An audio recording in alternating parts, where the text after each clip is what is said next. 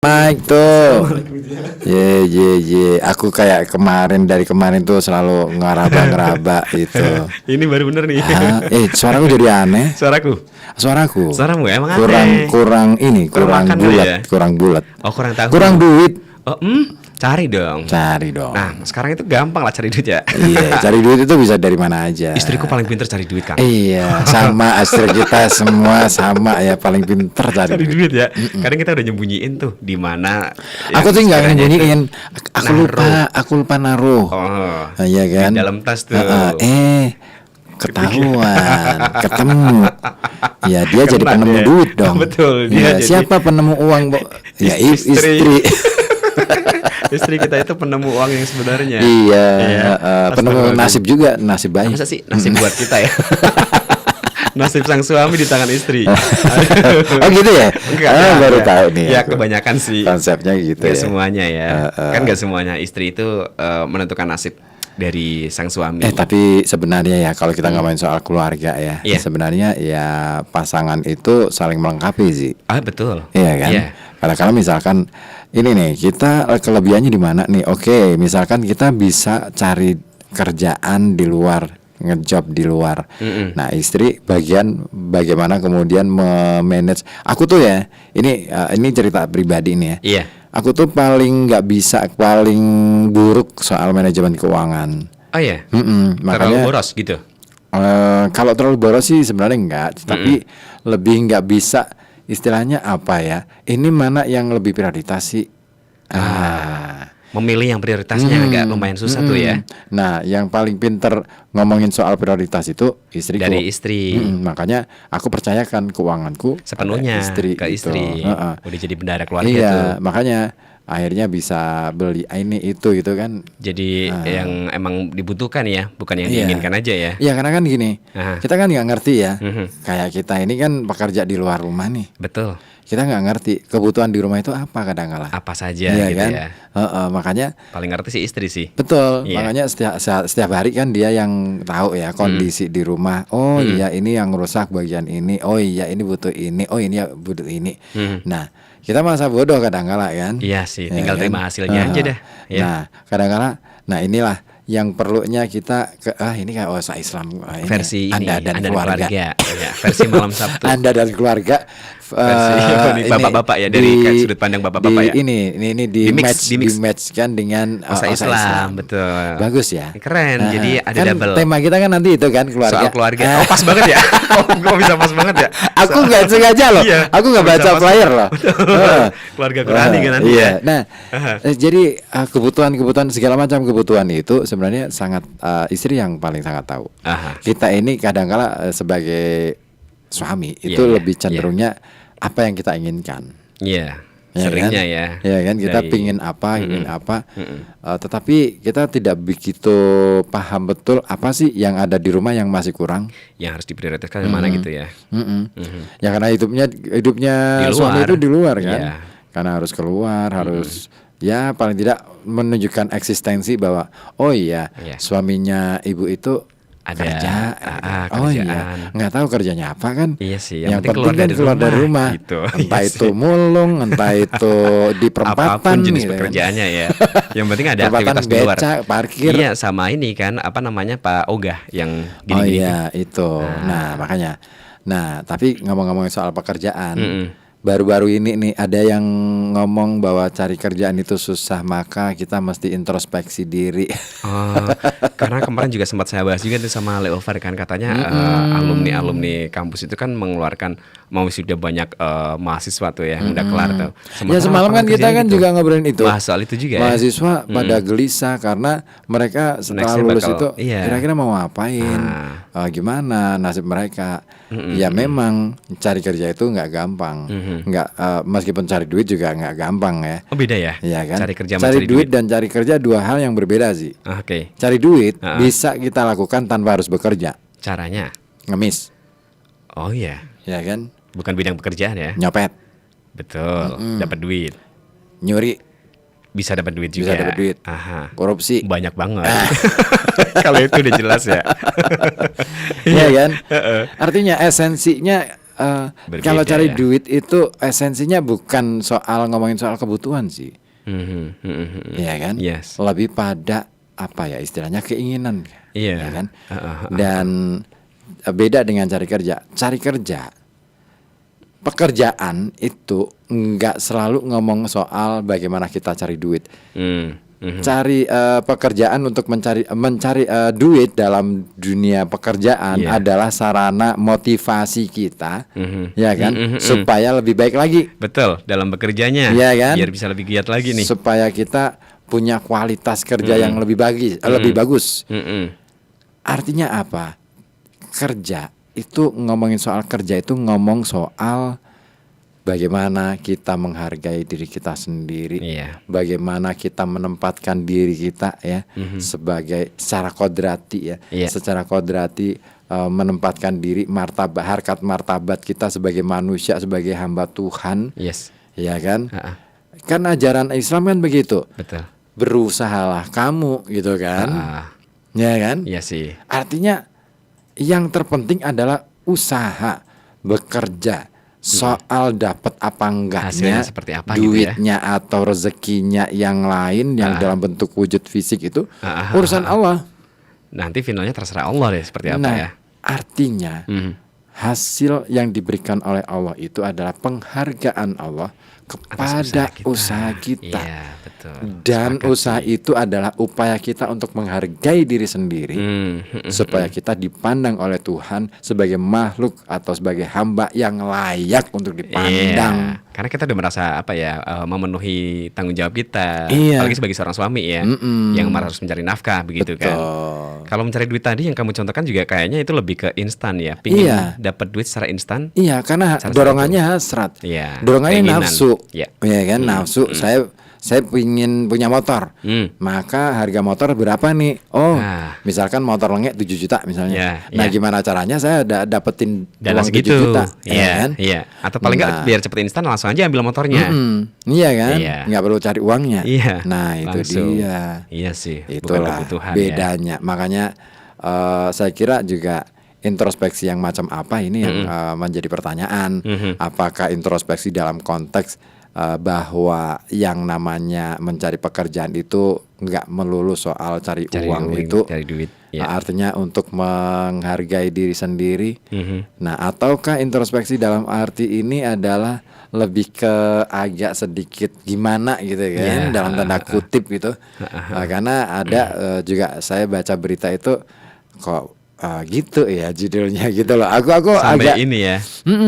Jadi aku kadang-kadang mikir bahwa ini orang gimana sih? Aha. Bikin- Orang hari ini lagi pada susah Ya. gitu loh. Seolah-olah dia sedang menertawai kesusahan orang lain loh. Mengejek. Iya, Iya. iya kan?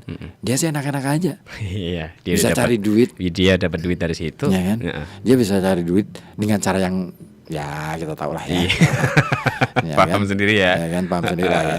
Kita nggak mau nuding ya, kita nggak mau nuduh, tetapi peluang itu ada. Nah, ada potensi untuk ke arah Di situ. kelas mereka Iya, gitu kan. iya. Kita yang hari ini sedang susah saja Iya. mikir buat katakanlah bayangkan hanya untuk mendapatkan jaminan bahwa hari ini bisa makan.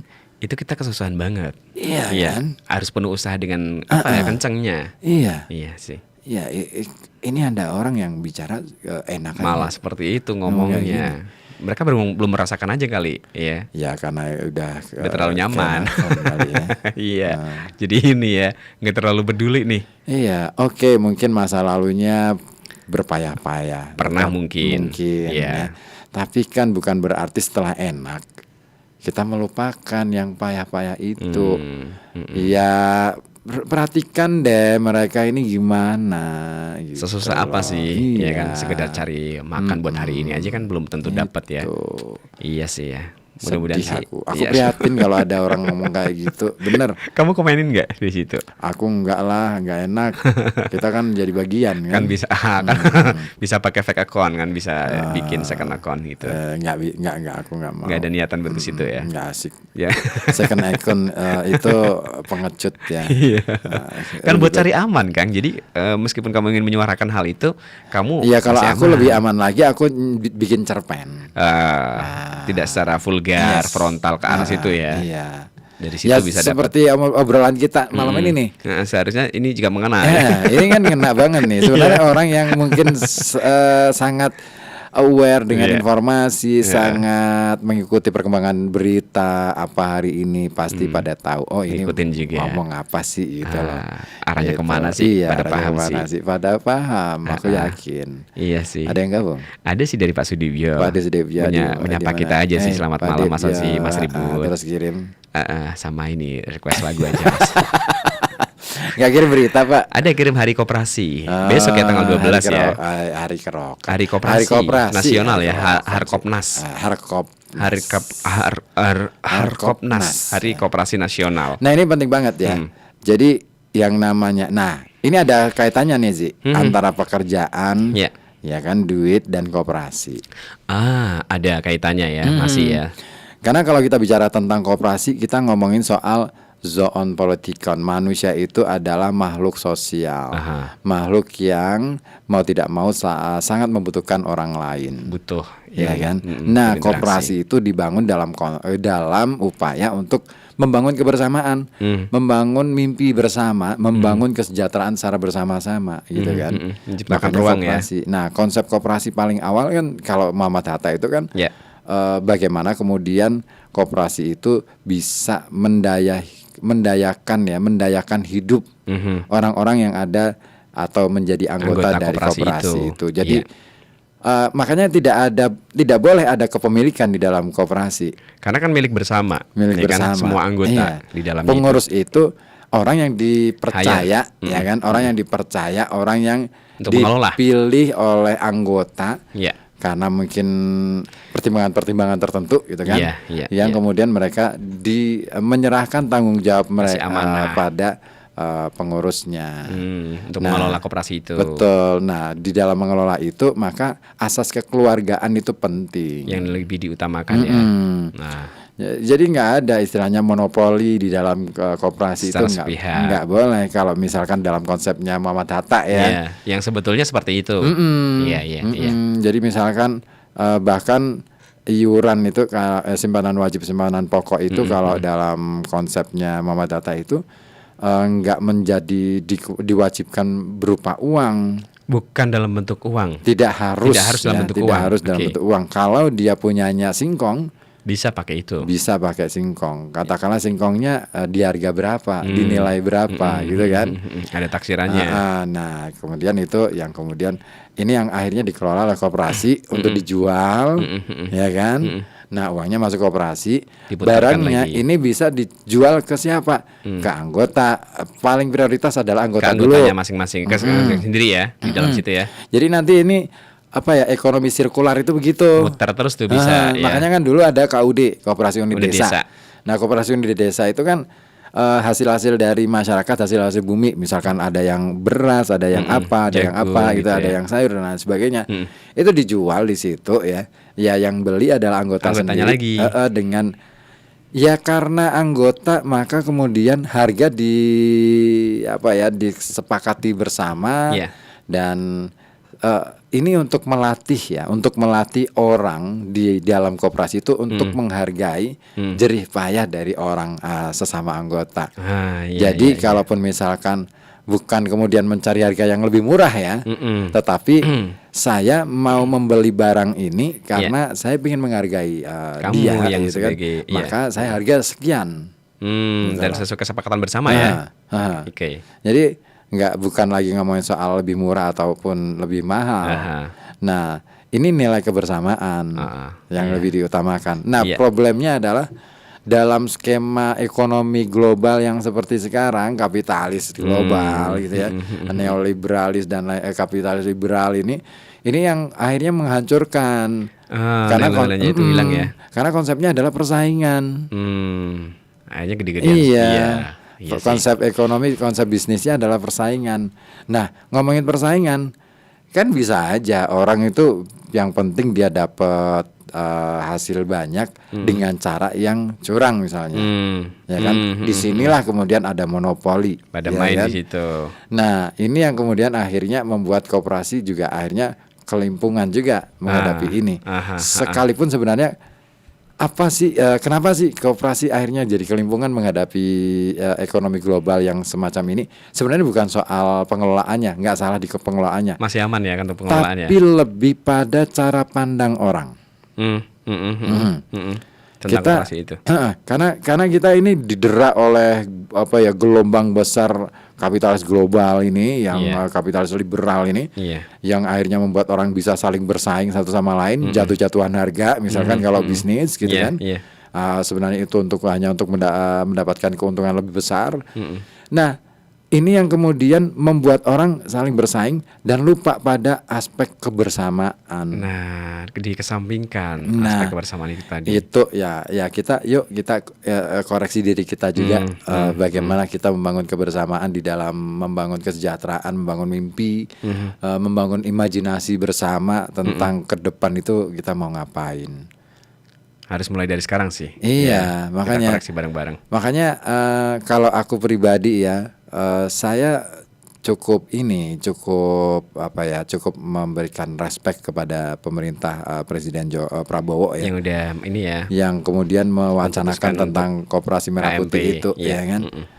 Persoalannya bukan di koperasinya, di orang-orangnya. Ini harusnya disiapkan dulu SDM-nya, masyarakatnya, dididik dulu, dididik dulu bagaimana sih sebenarnya cara berpikirnya.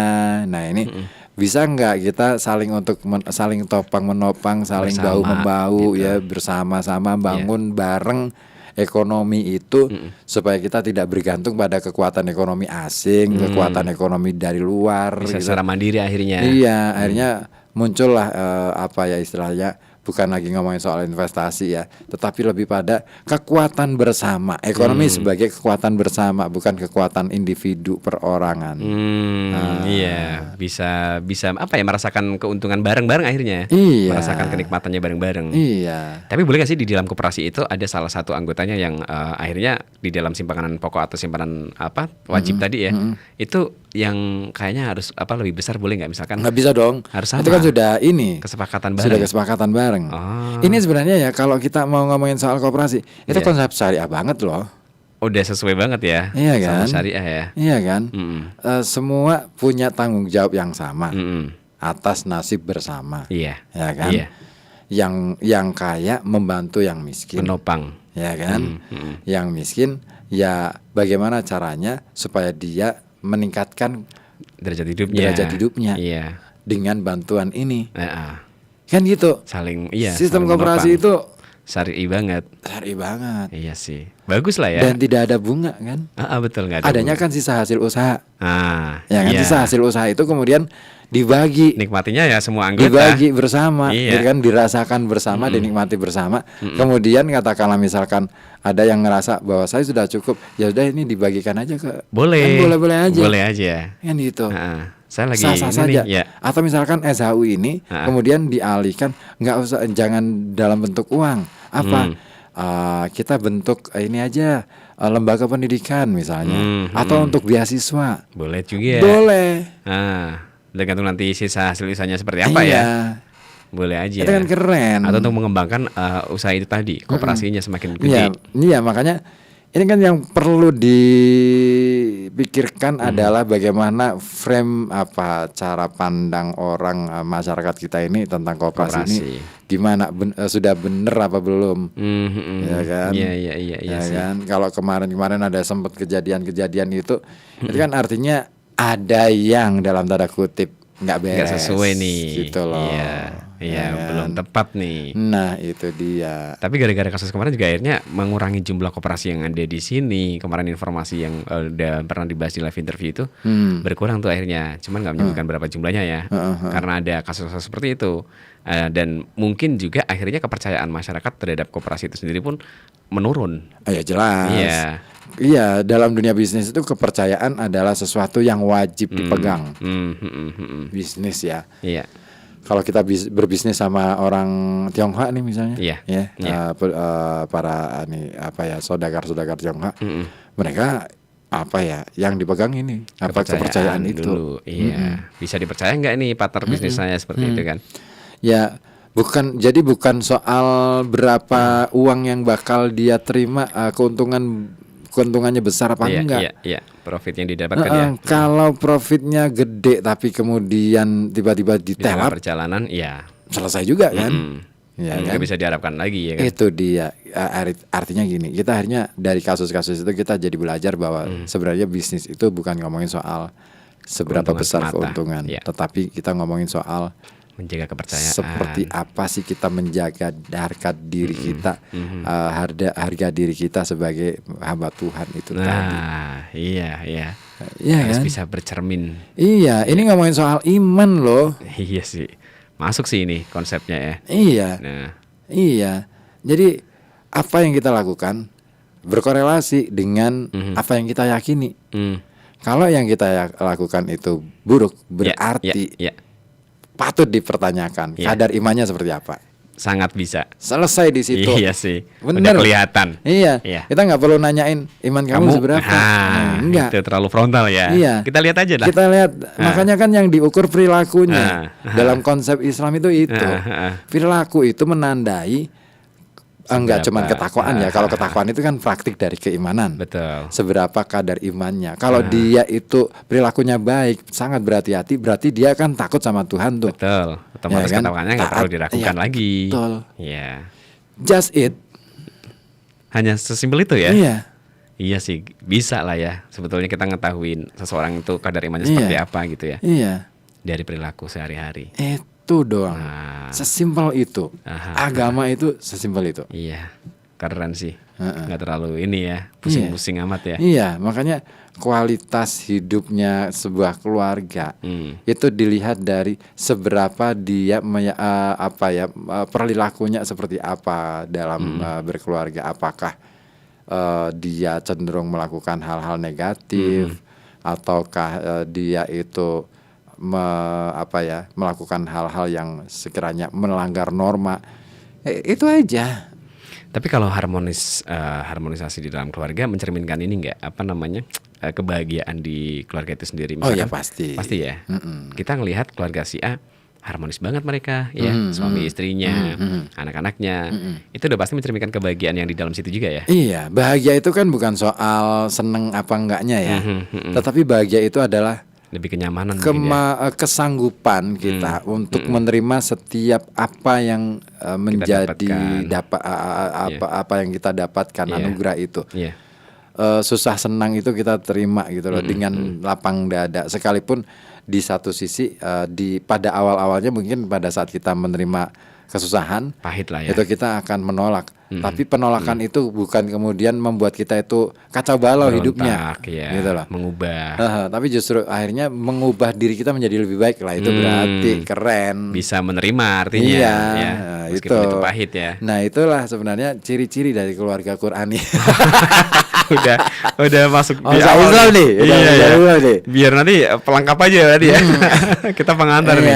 Kita pengantar ke keluarga Qurani. Karena yang diajarkan dalam Quran apa sih sebenarnya banyak hal, ya kan? Nah, nggak cuman bagaimana kita hidup sebagai manusia, Iya, tapi bagaimana kita hidup berdampingan dengan yang lainnya, betul. dengan alam, dengan apakah kita dalam berkeluarga itu, misalkan nih dalam bangun rumah misalnya ya, apakah kita itu sampai melanggar atau katakanlah membuang limbah, Iya. ya kan, membuang limbah seenaknya Sembarangan. gitu sampai akhirnya mencemari air. Dan mencemari air itu nggak cuman airnya yang tercemar, Tercemar. bisa jadi sumur tetangga juga kena. Iya. Iya kan? Dampaknya bukan hanya kita yang merasakan. Betul, lingkungan sekitar juga ikutan merasakan. Makin meluas ya. Dan itu artinya kita sebenarnya patut dipertanyakan lagi. Kadar keimanannya akan seperti apa nih kalau seperti itu ya? Iya kan? Iya. Iya sih ya. Iya. Mulai membenahi diri deh. Coba kita koreksi lagi ya. Iya, segala sesuatu itu saling berkorelasi, saling berkaitan, terkoneksi. Iya. Nah, nggak ada yang nggak terkoneksi. Betul. Iya sih. Iya. Syukur-syukur kalau semua keluarga bisa melakukan seperti itu, damai lah ya. Aman lah ya. Aman, damai, sentosa. Iya kan? Kita Lancar melakukan Jaya itu. tuh. Lancar Jaya kayak sama bis ya. Bonanza. Ya. Bonanza masih ada. Nggak tahu sih ya. Ezri. Iya ya. Iya. Coyo. Betul. Coyo. Kamu kemarin dapat Nur kan? Nur apa? Nur Cahyo. Itu bentuk rezeki juga alhamdulillah ya. Luar biasa sih. Iya. Benar bisa lah ya, semuanya bisa melakukan seperti itu. Tetangga-tetangga kita bisa melakukan seperti itu. Satu RT, satu kelurahan, satu kota. Indah banget. Iya sih. Tapi untuk menuju ke sana ya memang butuh waktu yang ini ya. Nggak cuma butuh waktu, apa ya istilahnya ya.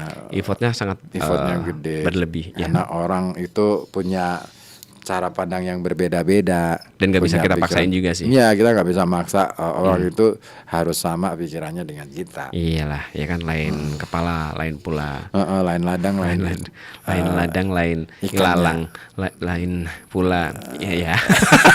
Apa sih? Itu peribahasanya apa sih? Lain ladang, lain belalang.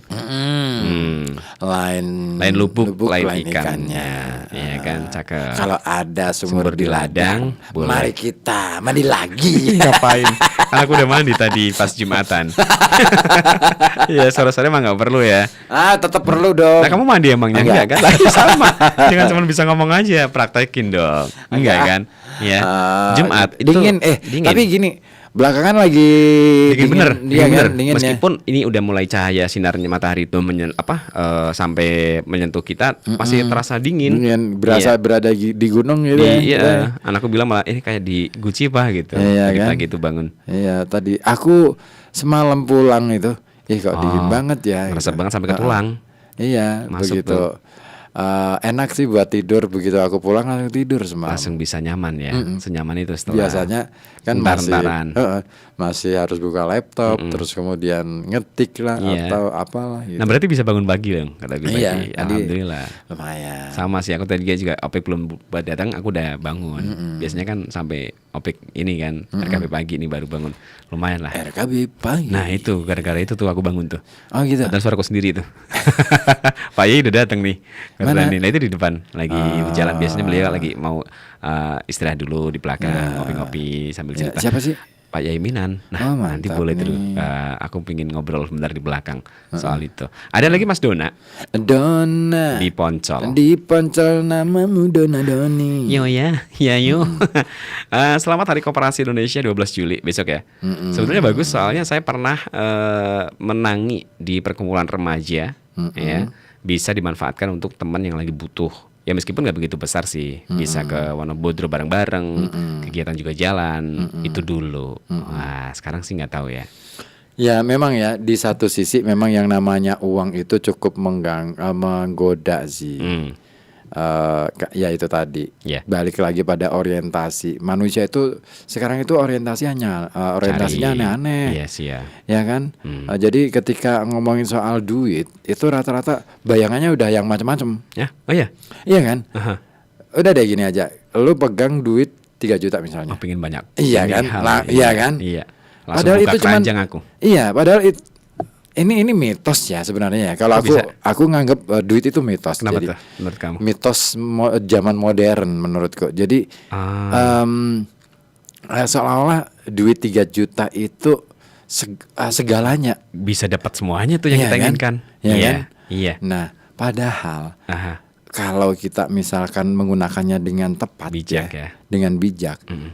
Itu bisa untuk apa ya istilahnya, kalau orang Jawa bilang nyuluri urip gitu loh. Menyambung hidup. Ya kan, menyambung hidup. Menyambung hidup. Dengan menyambung hidup kita punya kesempatan untuk bersilaturahmi sama temen, ke saudara, berbuat lebih iya banyak, kan, berbuat lebih banyak positif, sedekah ya. misalkan. kita kan begitu pegang duit, yang di pikiran Kalap deh. kita kan diri kita. Iya, kalap deh. Nggak mikirin orang lain. Serius ya. Iya kan? Mm-mm. Orang lain ya siapa Ntar lah, lo gitu lah. Ya gitu ntar ya. lah ya. Aha. Ada tetangga misalkan yang sebenarnya jauh membutuhkan. Nah, saya juga lagi pingin ini lagi. Gitu Gitu kan. Iya Nah, sih. itu godaan. Iya sih. Itu makanya barang yang satu ini nih nggak tahu ya kok bisa ya mengubah Iya. mengubah cara pikir kita menjadi makhluk yang buas gitu loh. Bahkan sebelum wujud pun kita kadang udah berubah kan, kayak Iya. misalkan ntar bakal dapet nih aku. Iya. Ini mau Iya dipakai kan? buat ini itu. Misalkan gini nih, aku menang lomba misalnya, dapat uang 20 juta. Udah macam-macam tuh. Mau diapain Padahal lagi belum tuh. ditransfer uangnya. Dan belum tentu 20 juta juga sih. Iya kan? Udah mikir yang aneh-aneh. Ya bakal bau ini bau itu. Aku mau beli A, B, C, D, iya. E, D, A. Segala macam keinginan kita deh. Gitu, ya kan? Aku mau ke Bali gitu, mau Iya. gimana gitu. Padahal belum tentu semua. Iya sih. Ya kan? Belum Hanya nampak baru, tuh. iya baru disebutkan angkanya aja, nominalnya aja. Nanti kamu dapat hadiah segini. Yes, Kita udah punya planning segala macam tuh. betul. Dan ketika misalkan kita Udah dengar keterima nih, kita dengar tetangga kita, dia baru saja dapat uang 1 miliar. Makin Gemes kan? Iya, makin panas nih. Iya kan? Gemes. Kok bisa dia Ngapain dapat juga ya? kita gemes? Iya kan iya sih. Iya Nggak kan? perlu juga lah. Aneh Ya, kan? sih. Makanya jadi di satu sisi ya itu kita butuh, tapi ini aneh gitu loh. Duit itu aneh, sesuatu yang menurutku sesuatu yang perlu kita sikapi dengan sangat cermat betul. Ini bukan ngomongin soal bagaimana kita bisa memenuhi kebutuhan sehari-hari ya dengan uang itu. Tetapi ini adalah bagaimana kita bisa tetap menjaga sikap supaya menjadi makhluk yang terhormat. Iya sih. Jangan sampai berubah setelah itu ya. Bahkan gini Kang, ada satu kasus juga sama-sama tetangga nih ya. Tetangga A sama si B itu sama-sama mendapatkan bantuan dari pemerintah. Hanya wujudnya yang berbeda, itu jadi kayak semacam kurang bersyukur. Misalnya yang satu dapat hanya sembako Beras, nih, ya. Satunya lagi dalam bentuk uang tunai. Yang mungkin kalau dinominalkan sama-sama aja tuh. Iya kan? Ya. Lebih si yang dapat sembako itu ngiri kan? ke yang dapat nominal duit. Padahal dia rumahnya di kanan. Kenapa harus ngiri kan? Padahal kan jurang tuh ngiri. Ya, cemplung kali tuh bisa. Orang ngiri dia sebelah ini. Iya sungai. kan? Itu dia makanya. Padahal lebih enak kan? Maksudnya bukan masalah mana yang lebih enak ya. Tapi ini ngomongin soal penyikapan itu kita dia, aja deh. angka. Angka ini misterius ya dalam makanya kalau kita belajar matematika itu ya, saya kebetulan punya teman yang ahli matematika, Di bidang dia itu. seorang dokter matematika gitu. Saya sering banget diskusi sama dia tentang filsafat matematika gitu ya, filsafat angka. Bahwa ternyata matematika itu di dalam matematika itu ada sesuatu yang sangat mistis. Apa itu? Ya angka-angka itu adalah mistis gitu. Oke. Dia kan matematika itu ya angka itu ya dalam bahasa matematika ya angka ataupun simbol-simbol matematik gitu ya. Itu sebenarnya hanya simbol untuk membahasakan secara sederhana ya, simplifikasi dari realitas yang begitu kompleks. Nah itu dibahasakan dipadatkan dengan simbol-simbol itu tadi. Secara sederhana 1, 2, 3 sampai sekian tanpa berbilang lagi, terus kali tambah dan lain sebagainya itu. Itu hanya simbol menyederhanakan kerumitan dalam kompleksitas dari sebuah realitas. Contoh misalnya angka 1 itu nggak selalu hanya ada 1. Gimana maksudnya tuh? Kalau itu sebuah kelompok, dia jumlahnya bukan 1. Iya kan? Jelas. Ya kan? Iya. Satu kelompok dengan satu kelompok maka ada 2 kelompok. Betul. Tapi secara jumlah, secara kuantitas bisa jadi beda. Kelompok A itu misalkan 100, kelompok B 1000. Iya, bisa beda. Ditambahkan bisa hasilnya 1100. Meskipun hanya di awal ada satu kelompok dan satu kelompok lagi. Itu dia. Satu nggak harus satu ya. Dan di dalam kelompok itu sendiri nanti akan kalau misalkan kita ngomongin soal himpunan ya, Bisa kan ada di-breakdown lagi nih. ada irisan-irisan Iya, lagi, iya, iya. ya kan? Iya. Lah ini lebih rumit lagi, Iya, ya iya. kan? Oh ternyata di dalam kelompok A ada yang ikut di kelompok B, ya kan? Itu yang namanya irisan kan? Jadi Ya kan? bisa masuk ke semuanya. Betul. Maka ini nggak bisa disebut sebagai kelompok A ini 100, ternyata ada 10 Satunya orang bareng. Gabung ke kelompok sana iya juga. kan? Iya kan? Nggak murni 100 jadinya. Betul. Iya. Nah itu dia. Kerumitan, Kerumitan betul. realitas itu Disederhanakan. dibahasakan secara sederhana oleh matematika. Maka di dalam penyederhanaan itu, di dalam penyederhanaan itu ada ruang-ruang, ada space yang bisa jadi tidak kita pahami dalam konteks pikiran kita. Kita belum mengerti sampai sejauh itu mungkin Makanya ya. matematika itu sangat misterius sebenarnya kalau kita mau mempelajari matematika betul. secara kafah ya. Kita, keren nih. Secara kapan nih? Keren nih bahasanya nih. Bapak mentang-mentang malam Sabtu ya. Menyesuaikan banget bahasanya. Iya sih. Secara mendalam. Kita breakdown lagi nih. Iya. Makanya apa ya? Menarik sih sebenarnya kalau kita ngomongin soal matematika. Makanya ada tuh salah seorang ilmuwan matematika dari India yang akhirnya mengklaim bahwa dengan matematika dia akhirnya bisa menemukan Tuhan di dalam itu. Keren ya. Terus juga Ilmu beberapa matematika. ilmuwan lagi di Yahudi juga begitu. Ada beberapa. Nah, kenapa bisa seperti itu? Ya karena itu tadi ada teorema, ada asumsi dan lain sebagainya. Dan itu rumit banget, makanya mempelajari matematika itu dahsyat Indah, sih. iya Sebenarnya indah banget. Itu keren. Makanya aku suka banget belajar matematika ya? sekalipun aku anak bahasa. Oh iya sih ya. Karena matematika itu sebenarnya bahasa. Dalam bentuk lain ya. Kan gini, simbol yang digunakan oleh matematika adalah simbol bahasa. Gimana maksudnya tuh? Belum paham tuh. Semua angka itu simbol bahasa. Semua angka itu simbol bahasa. Iya kan? 1, 2, 1, 2. Iya. Bahasa kan? Oh iya sih. Di penulisannya sederhana. Iya kan? Itu Iya. penyederhanaan kan? Iya. Daripada ditulis dengan huruf. SATU. Ya, huruf itu pun juga simbol dari bahasa. Huruf itu simbol dari bahasa. Karena dan apa itu bahasa itu sendiri? Aha. Bahasa itu sendiri adalah apa ya istilahnya? Cara manusia untuk memahami realitas yang ada di sekitarnya. Oke. Bahwa ini disebut meja karena itu karena sudah disepakati ini Meja. disebut meja. Tapi apa itu meja realitasnya kita nggak ngerti. Iya sih ya deskripsi Ngertinya cuma mejanya. barang seperti bentukannya ini. seperti itu berarti meja. Tapi ketika Sepakat kita ketemu misalkan ada batu kotak yang kemudian ada di sebelahnya ada batu-batu yang mengelilinginya. Iya. Batu kotak itu kita sebut meja. Sama aja ya. Iya kan? Iya. Padahal banyak beda tuh. Artinya Iya. kan meja bisa dimaknai sebagai fungsi, ya bisa iya. dimaknai sebagai bentuk. Bentuk. Iya, Ya kan? sepakat. Nah makanya misalkan tapi barang-barang ini benda-benda ini semuanya real adalah tiruan. Kalau dalam tiruan, kalau kita pelajari filsafatnya Plato ya, bahwa bahasa itu adalah tiruan gitu kan, tiruan dari alam semesta ini. Contoh kasus misalnya ini, kursi itu adalah barang tiruan yang paling kesekian, imitasi dari imitasi. Wah. Imitasinya imitasi. Kenapa disebut kursi? Sebenarnya kursi ini adalah untuk menyebut orang yang sedang duduk. Oh justru bukan bendanya. Itu kan tiruan adegan orang yang duduk. Oh betul, bentukannya kayak gitu. Ya Orang kan? posisi duduk ya seperti itu bentukannya. Maka kemudian dibentuklah seperti itu. Paham nih, baru ngerti nih. Oh iya. Nah, manusia duduk itu juga tiruan dari realitas yang tidak terbatas. Oh iya sih. Iya. Itu kalau ngeri lagi nih. Semuanya imitasi dong.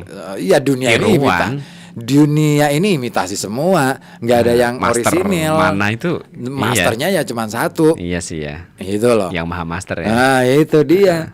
Nah makanya kalau kita kembali ke konsep matematika lagi, kita akan ketemu yang namanya Al-Khawarizmi dan Al-Biruni yang menemukan angka 0 itu ya. Terutama yang konsepnya Al-Khawarizmi. Jadi Al-Khawarizmi itu mengambil konsep angka 0 itu dari mana? dari naskah kunonya India, India itu naskah kuno ya, itu punya sistem angka yang dua, yaitu Gupta dan Brahma. Brahma Gupta itu dua-duanya berbeda. 0 dalam Gupta itu artinya kosong. Dia tidak memiliki entitas. Dia 0 berarti kosong. Kosong berarti dari Brahma ya. Dia tidak disimbolkan. Nah, tapi dari konsepnya Brahma, konsepnya Brahma itu 0 itu adalah entitas. Dia ada bilangannya. Ada, tetapi dia itu tidak nampak. Ada tapi nggak nampak. Itu yang Brahma ya. 0 itu.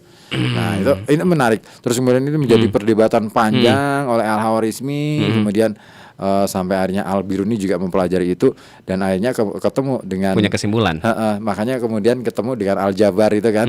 Al-Jabar algoritma itu algoritma ya benar. Nah, itu nanti kita akan ketemu dengan yang namanya konsep bilangan biner. Bilangan biner itu yang nanti menunjukkan bagaimana kekuatan angka 0 dan 1. Kombinasi 01 itu membuat citra dan membuat kode-kode, bisa membentuk banyak hal ya. Nah, dari dua angka. Nah, aku menangkap bahwa ini yang menarik itu ketika Al-Khawarizmi sampai menerjemahkan bahwa segala sesuatu itu tidak ada, yang ada hanya ada. Yang di luar itu sebetulnya nggak ada. Maka yang ada hanya satu, yang lain adalah 0.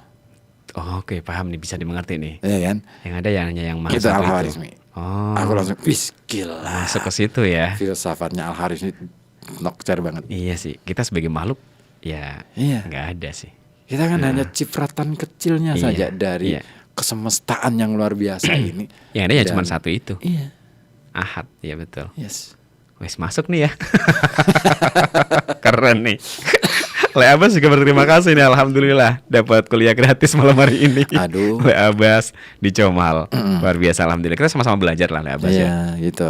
Nah, kalau kita banyak banget sih hal-hal yang sebenarnya bisa kita pelajari ya. Soal sains dan lain sebagainya. Sains itu menarik juga. Aku sangat senang banget mempelajari sains.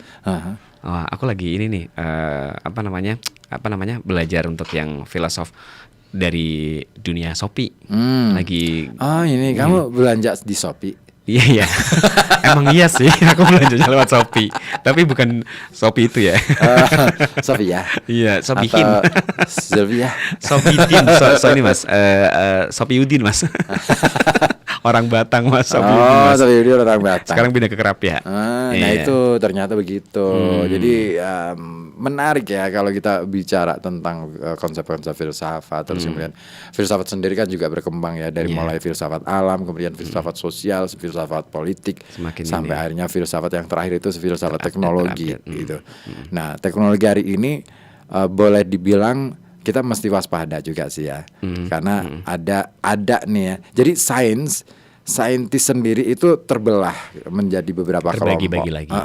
Jadi ada saintis yang semakin dia itu menggali ilmu-ilmu pengetahuan itu dia semakin menemukan esensi Tuhan. Dari situ ya. Nah, maka kemudian mereka ini berusaha mencoba menggali ilmu pengetahuan itu dari pemahaman spiritualitas, terutama naskah-naskah kuno dan lain sebagainya, keyakinan kuno dan lain sebagainya. Nah, ada juga saintis yang berusaha menciptakan agama baru, membuat lagi agama yang lain. Ini yang paling bahaya. Iya sih ya. Ini yang paling bahaya. Perlu diwaspadai kalau yang ini. Perlu diwaspadai. Dan di kelompok ini kelompok yang satu ini sedang mencoba untuk menciptakan nabi baru. Sampai seperti itu? Iya, nabi barunya bentuknya apa? Bukan manusia. Wujudnya bukan manusia. Teknologi. Oh iya sih. Dia kan penyampai dari ilmu pengetahuan kan? Iya, kebenaran dari ilmu pengetahuan itu disampaikan melalui teknologi. Yang fungsinya sama kayak nabi lah. Difungsikan ya kan, enggak cuman sebagai penyampai pesannya doang, tapi difungsikan secara real menjadi wujud ya dalam bentuk perilaku ya kan. Dan yang paling parah lagi, kita saat ini dituntun perilaku kita dengan teknologi. Diarahkan ke situ. Percaya nggak percaya deh. Iya sih. Algoritma. ya kan? Iya, iya. Nah, makanya kita hati-hati. Iya, pintar-pintarnya kita lah ya. Meskipun algoritma itu berangkat dari aljabar kan. Awalnya. Nah, itu dimanfaatkan. Karena di situ memang ada rumusan yang tauhidnya ada tuh kalau kita ngomongin soal belajar lebih aljabarnya detail lagi si algoritma. Ibnu Al-Khawarizmi itu tadi. Makanya ngeri sebenarnya kalau kita sudah Kemakan semua ilmu itu bisa ya ibarat belati bermata dua. Iya, betul. Iya. Sejatinya ilmu kan nggak punya nilai ya dalam konteks kalau itu tidak digunakan secara baik. Ya kan? Iya. Dia dalam esensi dia netral. Iya, Dia nggak memihak ya. Kan? Tapi mau kemana nih gitu ya? Maka kemudian manusia itu kan yang mencoba menggunakannya. menggunakannya secara baik dengan tuntunan-tuntunan itu tadi. Nah, makanya kemudian akhirnya dia punya nilai. Bernilai karena digunakan yang semestinya untuk yang kebaikan. Ya, tapi hari ini nilai itu bisa ketuker-tuker dengan segampangnya dan sangat abu-abu ya. Betul, karena apa? Hari ini yang namanya fakta itu saling tumpang tindih dengan fiktif. Bahkan kita nggak bisa membedakan di antara keduanya. Betul banget. AI iya kan? Mirip banget. Iya kan? Realistik banget ya. Iya kan? Iya. Makanya aku yang paling aku yang khawatir dari kemarin kan aku sudah ngomong kan sejak awal-awal sebelum muncul video muncul. Aku yang paling khawatir adalah nanti mungkinkah suatu ketika, dan aku nggak menjamin ya bahwa itu tidak akan terjadi. Bisa aja. Bisa saja ada tokoh-tokoh agamawan kita yang kemudian videonya dibikin lewat AI dengan suara yang sama, benar-benar mirip, menyampaikan risalah yang keliru. Sebetulnya keliru. Iya kan? Nah, itu ngeri. Pintar-pintarnya kita aja nih bisa nyaringnya. Semua sudah tersedia data-data. Iya kan? Mereka di tinggal YouTube, ini aja ngambil di Google, di Instagram, dimanapun semua tersedia. Iya, tinggal ngambilin semua aja. Tinggal deh. ngambil. Suara kita aja sudah terekam kan? Iya sih, udah masuk ke ada di servernya kan? Nah, bisa aja mereka bikin semirip kita. Banget. Makanya kan antar negara sekarang itu kan lagi pada perang teknologi. China kemarin bikin operating system baru untuk AI. Betul. Dan mereka menolak kayak Google VO3. itu ditolak gitu kan. Nah, karena hasilnya lebih bagus, Kang. Nah, makanya kita bikin apa? Iya ya, harusnya bisa dong. Iya dong, untuk memfilter. Jaga-jaga lah ya paling enggak ya.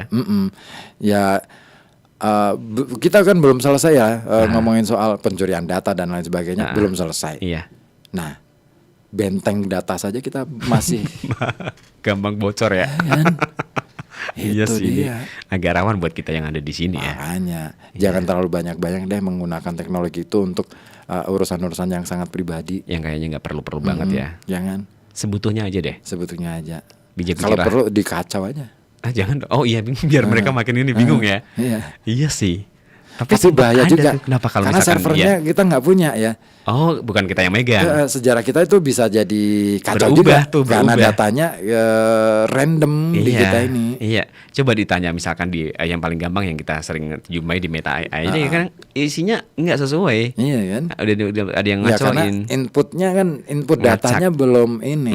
Masih ini. Tapi bagus lah masih kalau ya tinggal jumlah orang yang mengetahui harus lebih banyakin gitu loh. Makanya penyebaran informasi itu penting banget dilakukan secara oke lah, secara cloud-nya oke, tapi boleh. Jangan terlalu ngandelin semuanya itu. Di situ enggak ya. Ya kita aman juga. Iya, makanya saya masih meyakini bahwa tradisi tulis dalam bentuk buku kitab itu ya masih akan bertahan. Iya sih, itu tuh menjaga kemurnian deh. Iya. Kalau semuanya menggantungkan kitabnya Imam Al-Ghazali aja masih tertulis, kan? Masih tertulis. Tahun berapa beliau menulis? Iya, sampai sekarang masih. Iya kan, artinya teknologi ini tidak menggantikan ya. Yep. Sepakat sih. Itu harus ada yang tertulis. Iya, makanya pesantren itu menjadi lembaga yang menjaga tradisi keilmuan yang keren banget. Bener, yang aku respect kemurnian ilmu. Aku respect terjaga. Iya, sampai kan untuk supaya kitab ini bisa istilahnya diterbitkan, disebarluaskan, ditashih dulu kan. Betul. Iya kan? Iya. Dan pentasih ini kan bukan sembarang orang. Iya dong, nggak boleh dong. Iya kan? Emang harus berkelas, maksudnya Iya. udah di bidangnya. Orang yang memang menguasai kitab itu Di kan. bidang itu, betul. Syarah aja nggak sembarang orang bisa bikin. Iya, harus benar-benar Iya ahli di kan? situ. Nah itu dia. Ah, Itulah terjaga tuh tradisi kemurniannya. keilmuan yang menurut saya lebih Masih- ilmiah daripada pendekatan-pendekatan ilmiah yang Yang- hari ini diakui oleh kampus-kampus. yang mengaku-mengaku sebagai ilmiah. Iya, gitu. contoh sederhana, Iya. skripsi. Aha. Ngutip kemana sih? Iya. Nggak jelas kan kutipan dari skripsi. Buku apa aja dikutip tanpa mengukur ini bukunya Bener nggak sih? valid Valid nih. nggak sih? Iya. Ini yang harusnya dipakai buku ini. Iya. Belum tentu. Ngasal aja deh. Iya, belum Penting juga sudah selesai. dosen belum tentu menguasai buku. Iya sih. Yang sudah dicantumkan di situ ya Iya, sebenarnya ya. penting banget ya bagi para Sang akademisi menguasai ilmu perbukuan. Penting. Wajib ya hukumnya ya. Di tradisi pesantren sudah Iya, para kiai udah kitab itu, Khatam. iya kan? Mm-mm. Kitab habis kitab apa, kitab apa. Dan itu masih terus dibelajari terus, maksudnya sampai sehari-hari itu kan terlalu dibaca Iya. terus diulang lagi. keren. Iya. Ada mutalaahnya kan. Nah, itu keren. Selalu terjaga. Itu dia. akhirnya. Makanya. Iya sih. Butuh tuh konsep yang seperti itu diterapkan di akademisi ya. Iya, harusnya. Tapi kan kadung kebarat-baratan Iya ya. sih. Dan itu udah berjalan lama kan. Ini udah berjalan lama. Iya. Kan? Sampai Agak susah. teorinya Plato di copy-copy terus kan. Aristoteles di copy-copy terus kan. Yang belum tentu Asik. itu benar juga gitu kan. Iya. Kebenaran dalam teori barat ini kan sangat berwaktu dan meruang. Iya kan, tidak bisa berlaku selamanya. Sampai sekarang bisa diterapkan kan belum Makanya tentu juga ya. kontekstualisasi. Nah, kalau kita ini kan di dalam tradisi pesantren itu ada Terjaga tuh. ada pendekatan kontekstual. Artinya ini tetap ya. Ya. Kitabnya tetap, tapi untuk membaca keadaan, nah kitab ini bisa menjadi sumber rujukan. Menyesuaikan dengan Ya keadaan kan? sekarang. Nah, kemudian kita berdebat panjang. Iya. Gitu loh, untuk memahami kondisi. Iya. Sampai akhirnya muncullah hukum. Ah. Nah, itu keren. Tapi nggak mengubah kitabnya kan? Masih utuh sumbernya Nah, itu tetap. dia. Terus iya sih nggak kemudian diubah. Iya, Menyesuaikan yang sekarang nggak dong? Iya. Gitu. Karena itu sih Claire nih. Oke lah, nanti kita lanjut lagi ya. Kalau begitu. Oh, sebek gitu. kalau begitu. Habis ini kita bakal ngobrol lagi tentang Ngobrol lagi apa lagi nih? Nah, bareng sama Pak Yaiminan nanti kita akan Masya ngobrol lebih jauh lagi nih ya. Masya Allah. Tentang yang tadi sudah kita bahas di awal Apa tentang tuh? keluarga. Keluarga cemara. Keluarga cem-ceman. Jangan dong. Jangan ya. Keluarga Qurani kan. Oke. Oke ya. Nanti kita bakal balik lagi.